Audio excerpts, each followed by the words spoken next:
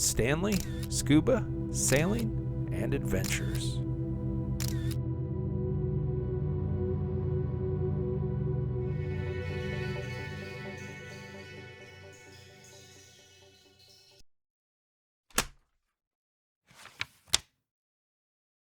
Scuba diving, the Florida Keys, dive site, Morada. The Morada dive site is located here, just off the Islamorada Key in Florida. It's part of the Joseph Magnus Coral Garden Nature Preserve. This is a fairly shallow dive site and the second afternoon dive for me. The dive started almost exactly at 2 p.m. and lasted just about 50 minutes. Very shallow indeed. I recorded a maximum depth of 16 feet and an average depth of 12 feet. The water was a comfortable 86 degrees Fahrenheit. The captain on the dive boat advised me that this was a great site to see some bonnethead sharks. I'd never seen a bonnethead shark in the wild and was quite excited by the prospect of seeing one today.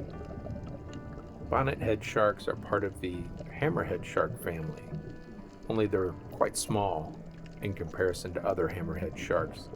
They range in size from 3 to 4 feet, reaching a maximum of 5 feet, and they're usually found in depths of water from 3 to 40 feet.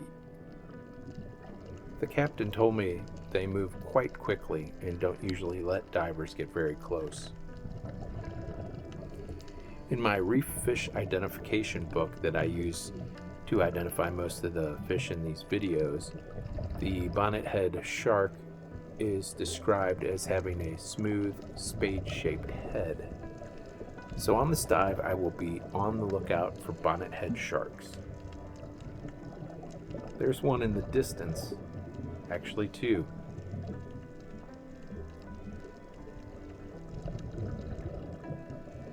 In the book, it describes their abundance and distribution as only occasional in Florida. However, they may be found in the continental waters to northern South America, western Bahamas and Cuba, also the Gulf of Mexico, north to North Carolina, and south to Argentina. Not usually in the Caribbean islands. I guess in this case, they're not considering the Bahamas part of the Caribbean islands. There are a couple more in the distance. I'd be keeping my eye out throughout the dive. Throughout the dive, I would end up seeing quite a few, and as you can see here, I got much closer than I had initially anticipated. I guess when they described the bonnetheads as only occasionally being found in Florida, they hadn't made their way to this particular dive site.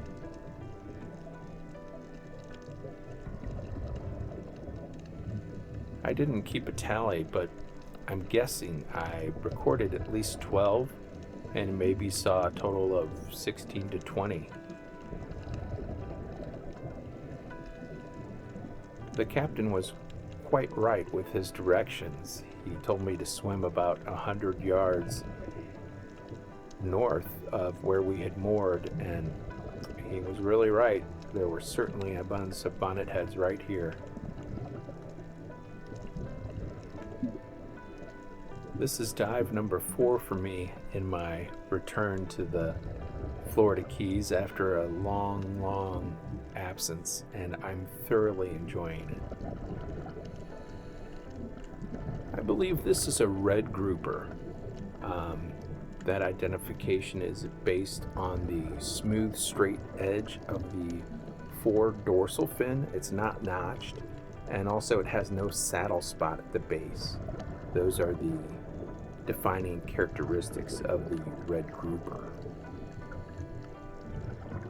The red grouper range in size from 1 to 2 feet, reaching a maximum of 3 feet. And they are found in depths of water from 6 to 400 feet. If I recall correctly, that makes them some of the deepest swimming groupers. Here we have a red-banded parrotfish in the initial phase.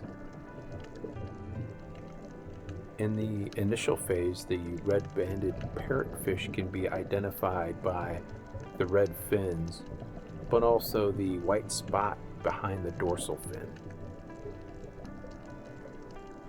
Their appearance changes quite dramatically between the initial and terminal phases.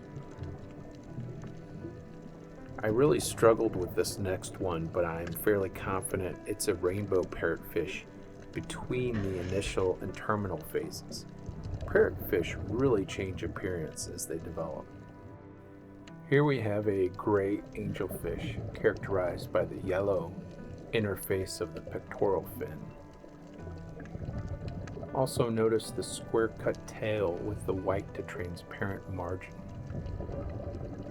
The gray angelfish range in size from 10 to 18 inches, reaching a maximum of 2 feet, and are typically found in waters from 10 to 80 feet in depth. I believe this is a balloonfish, and quite possibly the first one I've seen. I've seen porcupine fish and spotfin burrfish, which both look similar, but fairly confident this is a balloonfish. They range in size from 8 to 14 inches, reaching a maximum of 20 inches, and are usually found in water from 6 to 50 feet in depth. The balloonfish is characterized by long spines on its head, small dark spots on the body, and no spots on the fins. Definitely no spots on the fins on this one, and those spines do look longer than the other two fish I mentioned. So fairly confident in the identification, but as always, if you think it's something else, please let me know. Drop me a comment.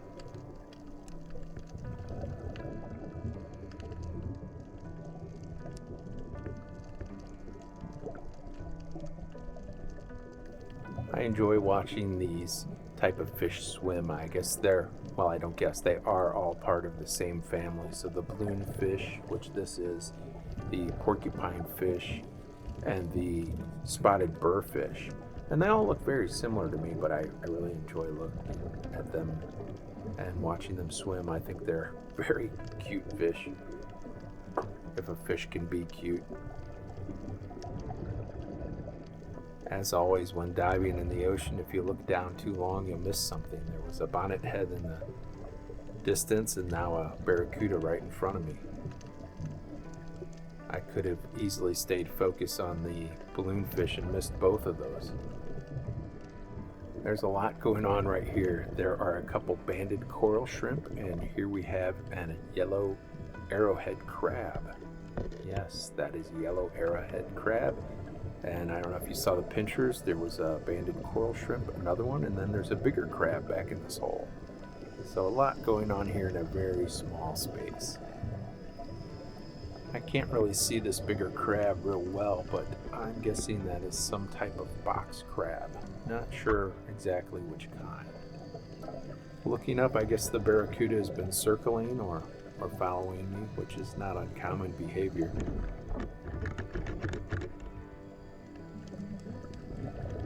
Sometimes they'll let you get pretty close, but this one wasn't going to have any of that.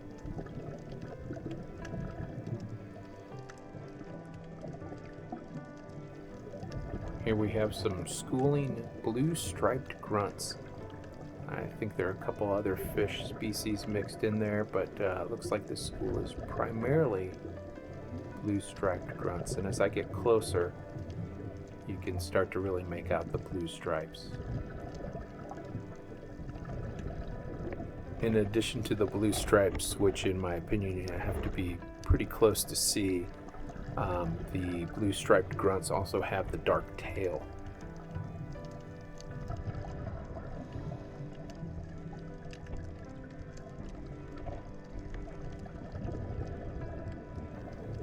I'm really enjoying the Morada dive site here in the Florida Keys. It's actually, I mentioned at the very beginning, quite a shallow dive. probably a great spot for snorkelers.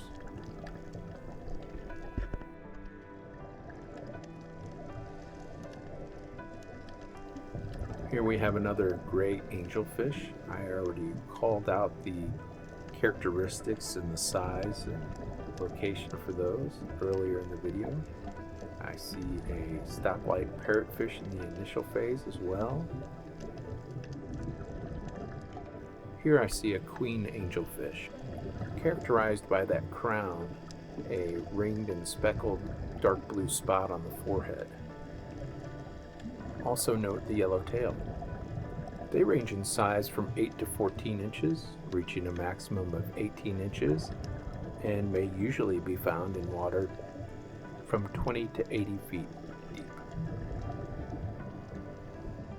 Trying to get a better view of that crown. Wonderful colors on this fish.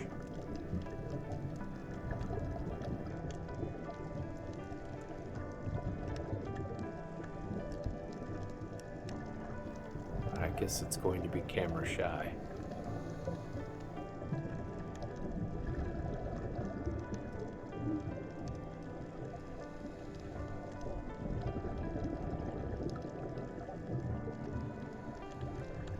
I think I see another one out of my peripheral vision.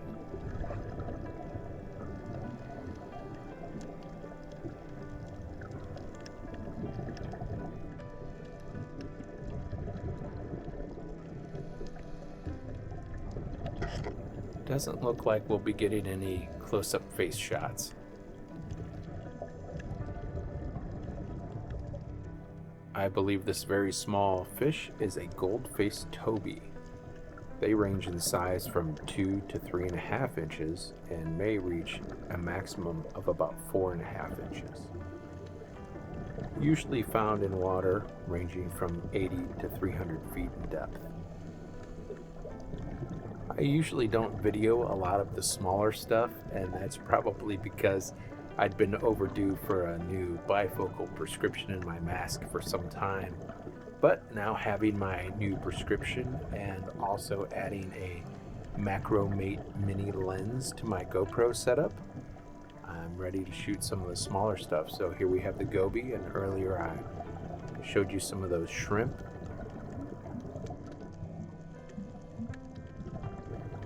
For the moment, I am perplexed by this fish.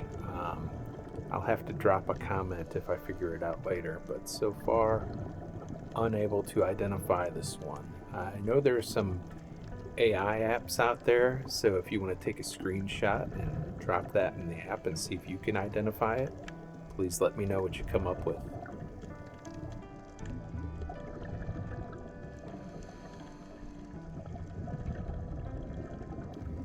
Getting very close to the end of the dive now, and what a great way to end the dive with a close swim by from another bonnethead shark.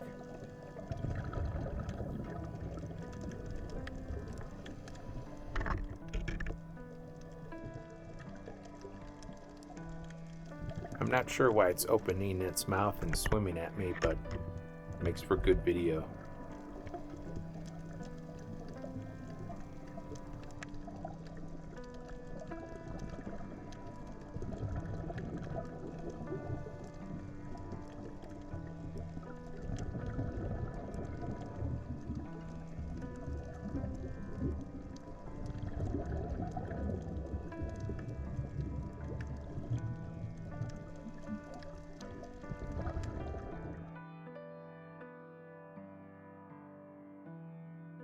Thanks for watching. Please don't forget to subscribe, like, and comment.